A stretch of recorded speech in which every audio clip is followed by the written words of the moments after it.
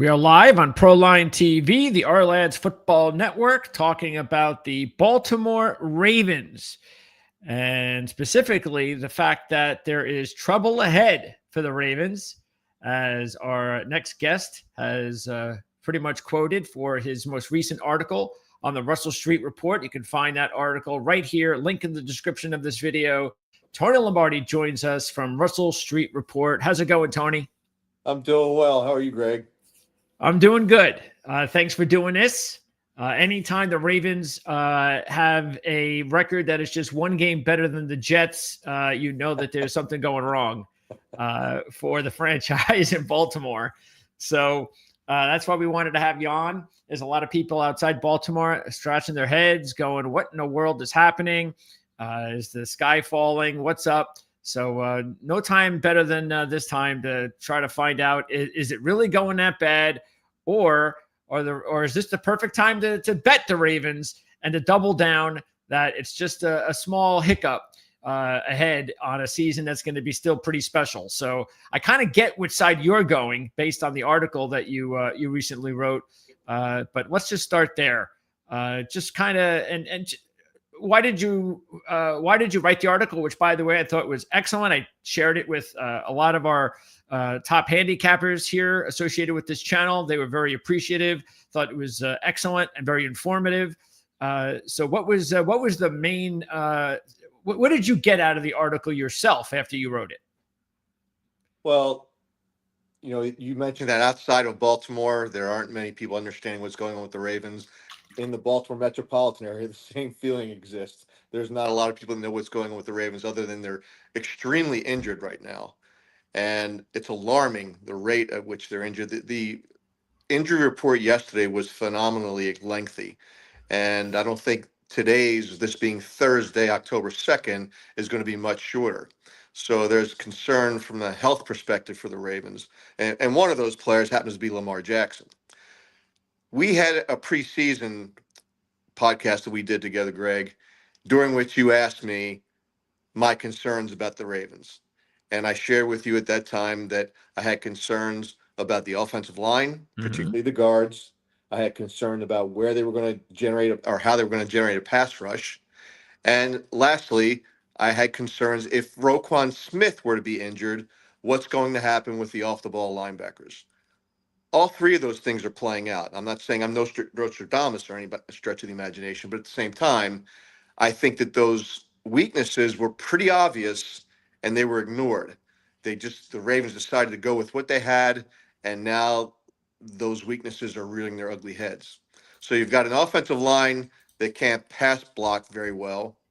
You've got a quarterback who's now injured and is probably going to miss Sunday's game, replaced by one who is very statuesque in Cooper Rush. I'm going to save my prayers for him on Sunday against a really good pass rush from the Texans. And then you've got rookies or young players at inside linebacker. The Ravens have one sack without Nnamdi Madubuike on the field. He won't be on the field. He's done for the year. There's some talk that his career may be done. His next injury is so severe. So this is like the perfect storm. And had they not beaten the Cleveland Browns, I don't think it could have gotten any worse.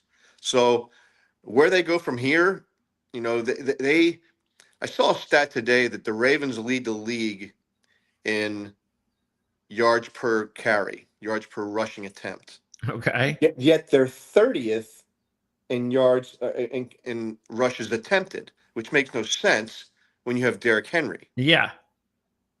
They had a team, they were going against the Kansas City Chiefs that was ranked going into that game 30th against the play action pass.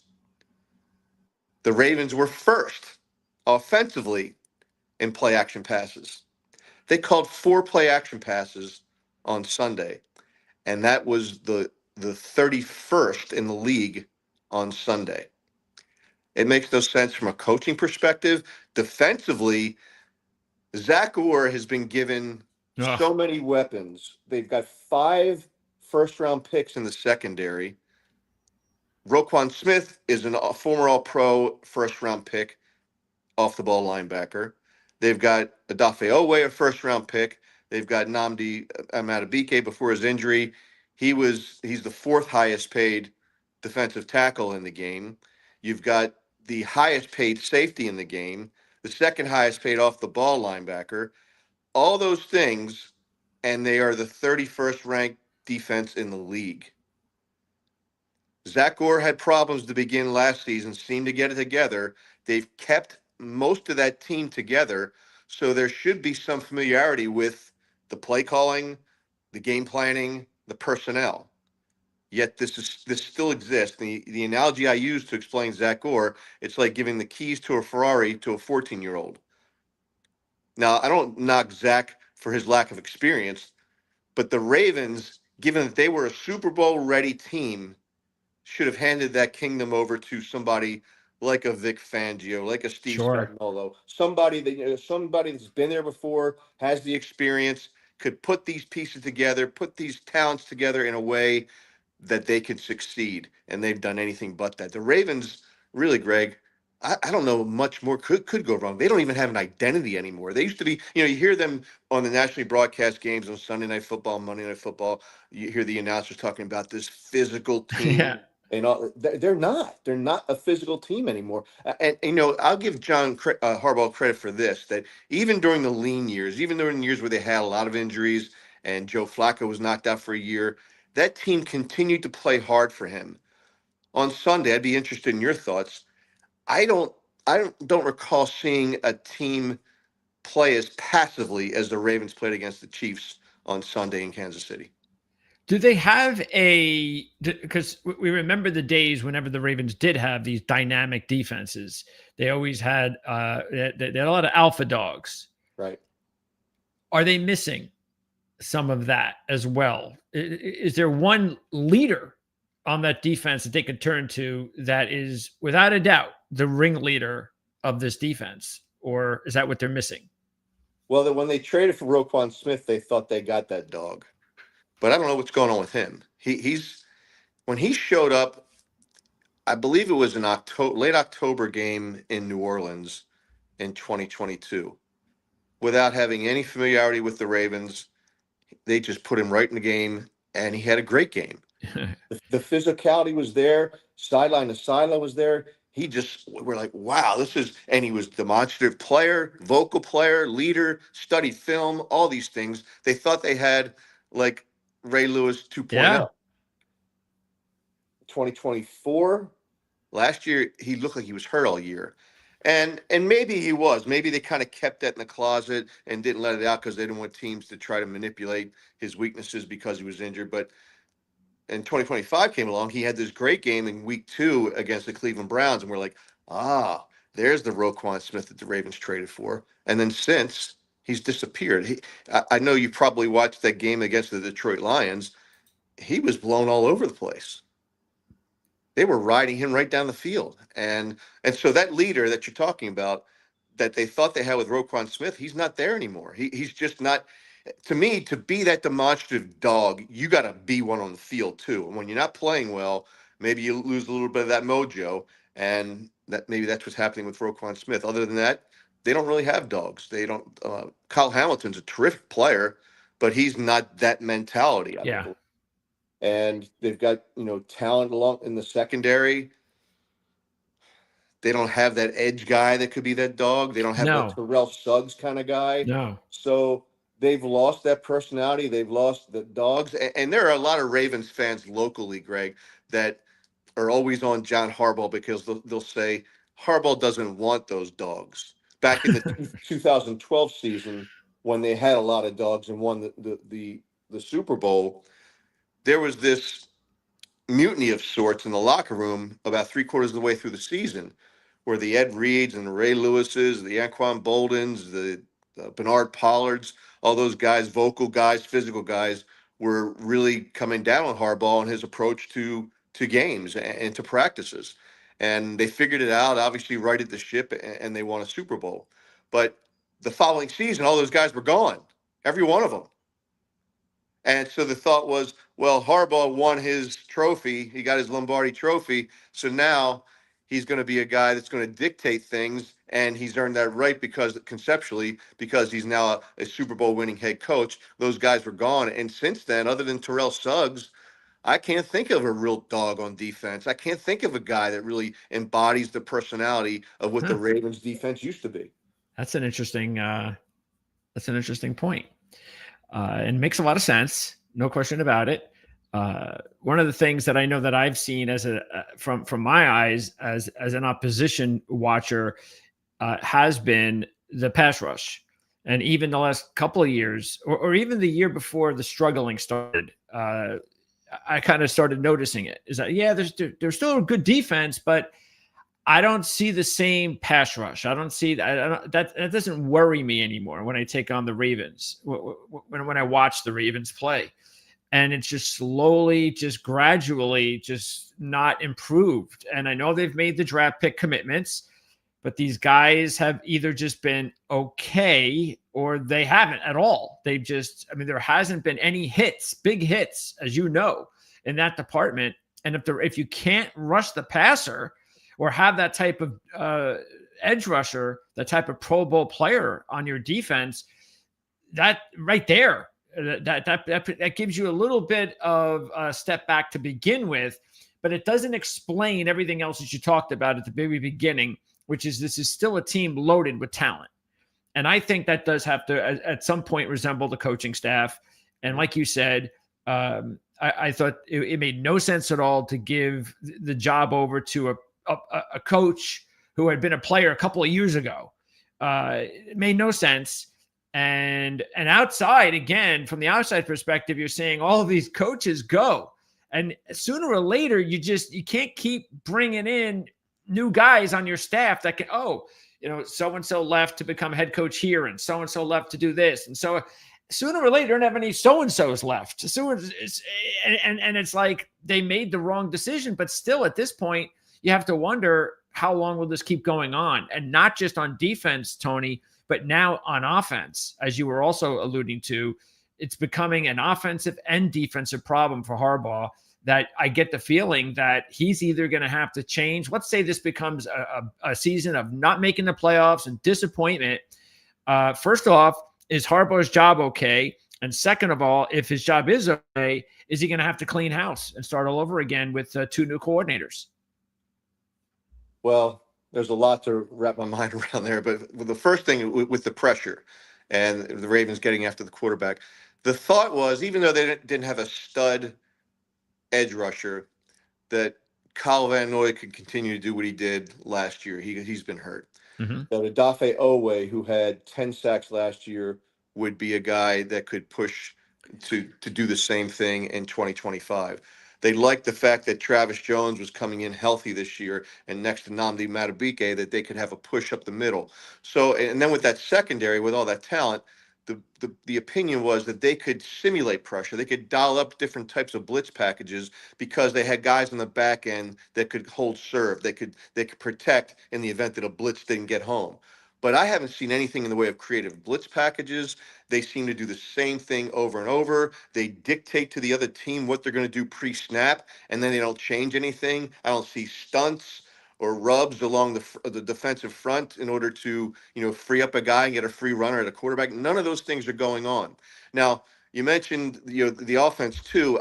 There's something, I think, systemic about the Ravens, in that they like to build from the back towards the line. And it's easier to explain on defense. You see all the talent they have in the secondary, but they don't have those guys in the trenches. They don't build like the Philadelphia Eagles. What do they do that's so well? You look at the Eagles stats right now, and I made a point of that in my article, that their stats are, I think they're 30th on offense and 23rd on defense, but they know how to win games. They win the game in the trenches at critical moments in the game to sway the outcome of the game, and that's why they're 4-0. That's why they're defending Super Bowl champions. The Ravens build the defense from the back forward, which makes no sense to me. Yeah. And then the fact that they ignore, when they have a generational talent, a two-time MVP who could have been a three-time MVP last year, and they got that kind of talent at quarterback, and they are going to invest in other things other than the offensive line because he's so good that he can avoid pressure. Well, at some point in time, that's going to catch up with them, and it Yes. is right now. He's hurt. He Yep. might be out for 2 to 3 weeks. They keep saying that he's going to be a day-to-day thing, but he didn't practice today again, so he's probably not going to play this weekend against the Texans. And if they drop to 1-4, how many teams have come back from a 1-4 season to make the playoffs? Not many. Fortunately for the Ravens, they play in a bad division, and the Steelers aren't all that good, even though their record says they're 3 and Yeah. 1. They're not all that good. So they play in a bad division, so maybe they can limp into the playoffs. But I think winning one of these next 2 games against the Texans and the Rams is important. But back to your other question about, do I see a change in the coaching ranks if the Ravens fail to meet the playoffs? The knee-jerk response would be absolutely, and it should happen. But there's this, and you don't hear much from Steve Bisciotti, the Ravens owner, but we know that he likes continuity in his organization. Harbaugh's been around for, this is his 18th consecutive season. So if you if you if you want continuity, that's great. Continuity does have its benefits, but at some point in time, when does continuity blur the lines of complacency? And I think that's the point where the Ravens are. Steve Bisciotti has said that he's not going to be a lifelong owner. He doesn't have that ambition. When he wants to pull the trigger, everybody's going to read between the lines, say, okay, when he wins another Super Bowl, maybe that elevates the value of his franchise even more, and that's when he sells and gets out. I don't know if that's true. That's pure speculation. Sure. But at the same time, you can see it playing out that way. There are a lot of people that think that he doesn't want to part ways with John Harbaugh because he's a Super Bowl winning coach. Well, you look back to 2007 when the Ravens had just given Brian Billick a 5-year contract. Steve Bisciotti was the owner then. He was 1 year into that 5-year deal. The Ravens went from 13-3 in 2006 to 5-11 in 2007. The locker room was in chaos. He lost the leaders of the team, and Steve Bisciotti met with Ray Lewis and concluded that a change was needed because Brian Billick could not get back that locker room. He had just burned too many bridges. Now, if they get to that point with John Harbaugh, that he's just the guys aren't responding to his coaching tactics, given all that talent, then I think Steve Bisciotti will make that move, but not until then. And then if he doesn't make that move, again, there's all speculation that they don't make the playoffs, and or let's just say they limp into the playoffs because it's like you said, it's a bad division, or they get lucky and they're 1-out. Same thing. It's a disappointing season. They're going to keep Harbaugh. Does Harbaugh have to make changes on both offense and defense to his leadership? Defense for sure. And he says he's involved in defense. But you know what? He's not a defensive coach. He doesn't No. have that pedigree. He's not Vic Fangio. He's not Steve Spagnuolo. I mean, and the Ravens, with their talent, deserve to have a guy like that. So they had a guy that was really the prodigy, who's now in Seattle, Mike McDonald. And there are a lot of people that thought at that time, because he was such a well-respected coach, that maybe the Ravens should pass that baton over to Yeah. McDonald at that point in time and do Yeah. something with Harbaugh. But that's kind of hard to do when you're a winning coach and they had a really good season that year. That's hard to do. Maybe what they could have done is said to Mike McDonald, hey, you are the heir apparent. We're going to pay you like you are a head coach. You can keep your family here in the Baltimore area, and you'll be that guy. They did the same thing with Eric DaCosta as the GM. You know, he was hanging around for years as Ozzie Newsome's understudy until finally he was made the general manager. And his words were, he's got the patience of Job to wait that long, but he did, and now he's a successful general manager. So, and that's another thing too, Greg, that at what point in time, because, you know, DaCosta finds all this talent, assembles the talent. He's got a roster that many across the country thought was the best, if not the second best, of the Philadelphia Eagles in terms of its the quality of that roster. At what point in time does he get fed up? Because this blows back on him as well That's when the right. team's not performing on the field. At what point in time does, because they are next door neighbors. I don't know if you know that Harbaugh and DaCosta are next door neighbors. So at what point in time does that start to fragment, crumble, and fall apart? I gotta believe there's already cracks in that rock. Yeah, because it's all about having, that simpatico relationship, coach, GM, and then the coaches are supposed to pick up those players that he drafted to make them better. And if we're not seeing that and the product isn't winning, then it does fall back on the coach, especially if the general manager feels that he does have more control, and more than likely most general managers do. So yeah, I could definitely see that being a problem. What do the fans take on Monken? Because I remember how critical they were of the playoff loss a couple of years ago. They said he threw the ball too much in the playoff loss. And then all of a sudden, that's kind of like I'm hearing again. And you kind of talked about it too. With matter of fact, there was another stat I even heard. I don't even know if it might have been in your article about the fact of how little they ran the ball on first and second down with Henry, like they did it for. No, that was the clip from ESPN that you provided, where the analyst said that they had only run the ball with Derrick Henry like four times on first and second down the entire game. That's crazy, right? Yes. Doesn't make any sense. They took him off the field on 3rd and 1. You take Derrick Henry off the field on 3rd and 1 when you know it's going to be 2-down situation. They're on like the 25-yard line or something like that, and it's 3rd and 1. You know they're going to go for it. That's John Harbaugh's way. They know they have to score points against Kansas City Chiefs. So you take Derrick Henry off, even if you want to throw the ball. Yeah. At least give them the idea you're going to hand it off to Henry. Yeah. And why not use that as a weapon, just as a tool, a pawn to throw the ball downfield if you needed to. But yeah, there's a lot of dismay about Todd Monken. I think the thought is, there was a couple of years ago, people were worried that he was going to be hired as a head coach. And I'm thinking, why would somebody hire? Because at the time it was, let's hire the young guy who's like the up and coming guy, and Munkin's a little bit longer in the tooth than that young guy. He is. So I thought, why is he considered to be such a highly coveted coach to be a head coach when he's got Lamar Jackson? How do you know that he's going to be as good a coordinator without that guy? That's right. So for that reason, I never thought he was leaving, and he hasn't left. Now people want him to leave because he's not effective anymore and is not using the weapons that he has. And there's some talk about how the Ravens haven't used the read option as much. And then there's some speculation that maybe this hamstring injury kind of reached its peak against the Chiefs, and maybe it was happening before that.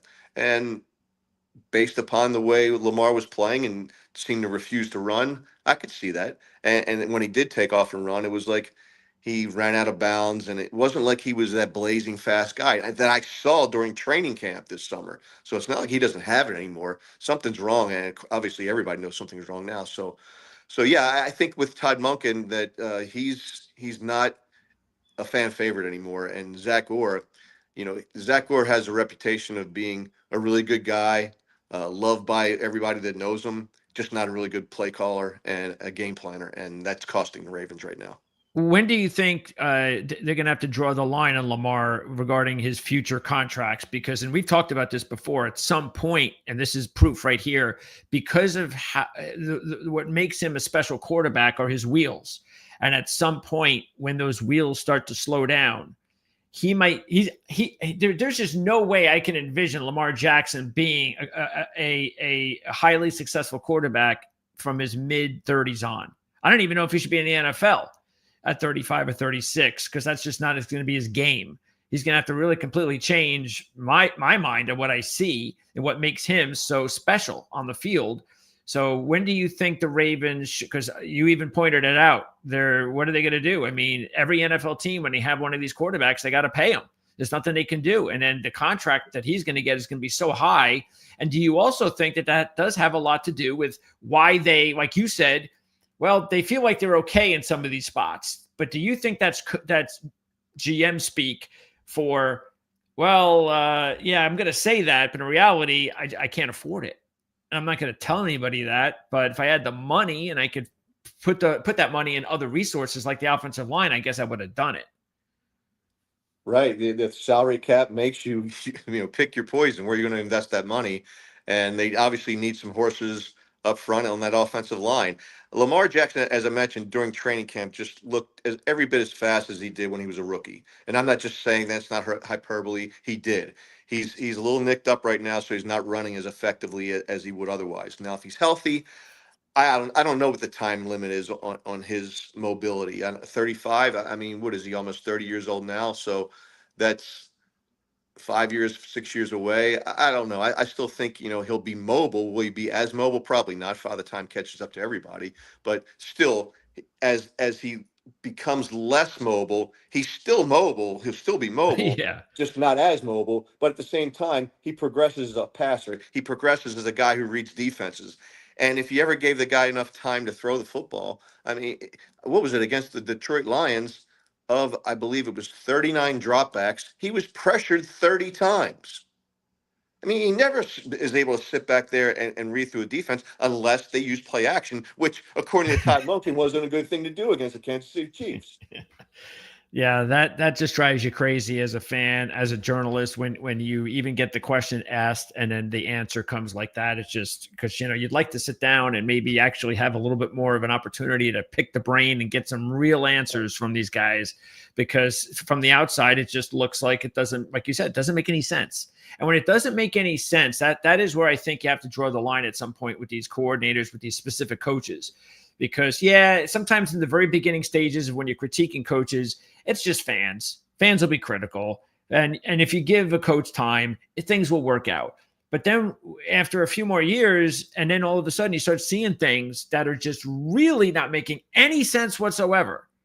That's kind of when I think you draw the line. Like you're like, this is it, isn't it? This is not making any sense. Something's got to be done. Well, I used in the article a couple of examples of what the Ravens are looking at in the future in 2026. And you have Roquan Smith, whose cap figure is going to be 32.4 million, I believe, Can't in pay him. 2026. Nope. You got Marlon Humphrey, who is in the mid 20s cap figure next year, another aging player who's seen his better days. You have to bring back Travis Jones. You can't get weaker in the defensive That's line. true. So you got to bring Travis Jones back. You can't get weaker on the offensive line, so you got to bring Tyler Linderbaum back. You're That's going right. to lose Mark Andrews, whose contract is up after this year. He's an unrestricted free agent in 2026. He's probably not coming back. Isaiah Likely is a tight end they keep saying they're going to extend, but he hasn't been extended so far, and he's going to be a free agent. So all these things are going on at the same time, and Lamar has a lot of leverage. And here's why he's got a lot of leverage, because his cap figure is in the 70 millions next year. I think it's like 72 or something like that, 74.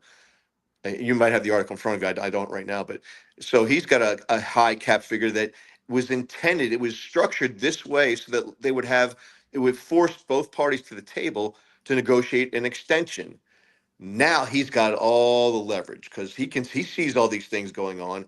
He knows that he's got to extend his contract next year if he wants to have a team around him, a better team. That's true. And so what does that mean in terms of dollars for him? It probably means a lot more because he's got all the leverage. Oh, and by the way, his contract as it currently stands, he does not have the Ravens cannot tag him, cannot use the franchise tag on Lamar. So after 2027, he is truly an unrestricted free agent.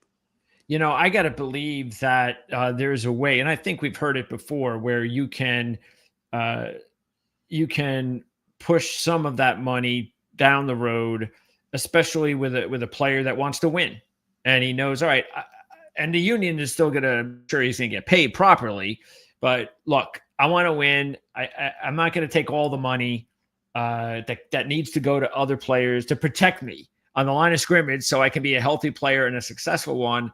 So let's push some of that money down the road. I'm sure there's ways that they can do that. And I'm sure Lamar Jackson seems like the type of player that would be willing to do something like that in order to win. But again, it's still an awful lot of money. And they're going to have to make some really interesting choices, like you said, that to me kind of sounds kind of easy. Like you're not going to pay Roquan Smith based on what we've seen the last year or so, $35 million. He's gone. I don't think you could pay Marlon Humphrey at this stage of his career that much money. You went ahead and drafted Nate Wiggins. He's now your new number one. Humphrey can move on. Well, here's the thing with that, though, Greg. They restructured both of those guys. Marlon Humphrey's been restructured 3 or 4 times. Oh. So they keep kicking that can down the road. Okay. So they really can't get rid of those guys next year because the dead money is exorbitant. Oh, It's huge. I think the dead money for Roquan is like in the high 20s, and for Humphrey, it's probably almost 20. So they really can't afford not to have those guys around. They're well, going to be back next do year. you think they would eat that money? Because we've seen other owners in the last couple of years eat big contracts and realize that's just the name of the game nowadays, and I've got to do it. Do you think that they would do that here? Well, they could eat the cap money, but then it limits them in terms of what they can do to repair the roster, to fix the weak Yeah, spots, to bring yeah. back the guys like the Likeleys and the Travis Joneses and the Tyler Linderbaums of the world. I mean, imagine without Tyler Linderbaum, then you've got another weakness Oh, at the forget it. interior line. Yeah, So they've painted themselves into a corner. And what is really shining a light on this, Greg, is that they're off to a 1-3 start with all these injuries, that's right. and there's not a lot of relief in sight right now. Before I let you go, Tony, the game coming up, again, you mentioned, so Cooper Rush, and we talked about this before the season, that we thought it was really strange that they would bring in the first backup quarterback since Lamar's been here. That is a completely different skill set, not athletic at all. And well, hey, you know what? Just don't get injured, I guess. Well, he's now injured, and Cooper Rush has got to play. And now throwing top of the fact that they've got offensive line issues, and now you got someone that has no mobility. So what are you expecting to see? Is this going to be Derrick Henry's going to get the ball 35, 40 times on Sunday? Or how do you think? Maybe that's going to be the best thing for the offense is for them to maybe realize that, hey, we've got a guy like Derrick Henry back here. Maybe we should feed him. Heavy dose of Derrick Henry. They ran the ball. I think the last time these two teams met, they ran the ball 240 yards against the Texans, and I believe Wow. 80 yards were from Lamar. He had a big run for a touchdown. But they're going to see a heavy dose of Derrick Henry. The defense can't stop anyone. I, they're going to try to keep them off the field with Henry. Cooper Rush behind that offensive line. People keep talking about how Cooper Rush did a decent job in Dallas coming in and subbing for Dak Prescott, and he did. But the Dallas Cowboys had a much better offensive line than the Baltimore Ravens have right now. So, and you mentioned that Cooper Rush is not mobile at all. I think he's got like Dan Marino kind of stats running the football. I mean, like less than a yard per carry or some ridiculous number like that. So he's not going to be very mobile, and he's going to be a sitting duck. So they have to really avoid the second and third long situations, or else it's going to be a long day for the Ravens. The only way I see the Ravens winning this game is if they make some plays on defense, force some turnovers, Turnovers, or yeah. maybe they have a big, special teams play. But if they lose the turnover battle as they have, I think in 3 of the 4 games so far this year, that they won't win that game. And there's a reason that the Texans went from a 3.5 point underdog to a 1.5 to 2.5 point favorite. And I have to think that as they start to see this injury list on Friday, when the official list comes out, who's going to be in and who's out, that's going to change that line even more. Yeah, I think that's the one thing though that might actually help the Ravens is Houston's offense has just not really taken off so far. Matter of fact, what did they have? 6 points going into the fourth quarter last week against Tennessee. So that had new offensive coordinator, Mixon out, Kirk out for the first couple of games. So that they did get some production out of Woody Marks last week, and maybe that's going to help them because Marks had a nice game, both receiving and rushing. But still, maybe this is the type of offense that this Raven defense actually might be able to hang with and give the Ravens some time to run the football and possibly set up, who knows, maybe an ugly 13-10 type of win. Yeah, you just took the score right in my mouth. If you guys were going to ask me what the score was going to be, I was going to say 13-10. It could go either way. It's not going to be a sight for sore eyes when you're watching that game on Sunday. And fortunately, it's not a nationally televised game, or people might even stop watching football after this game. All right, Tony. Well, we'll talk again, and I'm sure a lot's going to depend on how the season goes with Lamar's health and the team's health. And that's even another question that I think a lot of people are going to have to start having conversations about, including in the front office of the NFL. about this rash of injuries around the league. It's getting pathetic. They've got to do something to fix it. I don't know if they know what they're doing, but again, that's a story for another day. We have the link in the description for the article that we've been referencing here on this video, so you can check that out. And don't forget also to check out links in this video to check out Tony's work on Russell Street Report as well as social media. So, Tony, thanks for doing this. As always, I appreciate it. And we'll talk again real soon, hopefully. Always a pleasure talking to you, Greg. Thank you. Likewise. Thanks, Tony. All right, that's Tony Lombardi, managing partner of Russell Street Report. So check him out. If you're a Ravens fan, you've never heard of it before, well, you're missing out.